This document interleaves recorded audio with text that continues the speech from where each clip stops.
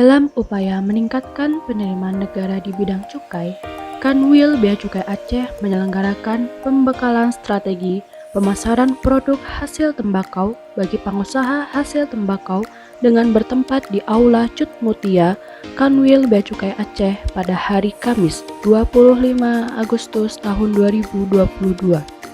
Pada kegiatan pembekalan kali ini mendatangkan narasumber M. Rida Siregar selaku dosen Fakultas Ekonomi dan Bisnis Universitas Syah Kuala.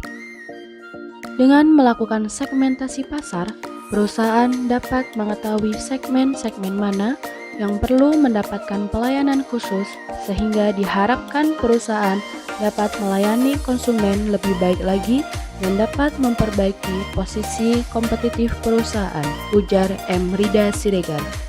Pada akhir acara, disampaikan sosialisasi pengendalian gratifikasi dan anti korupsi dengan narasumber Untung Setio Margono selaku Kepala Bidang Kepatuhan Internal.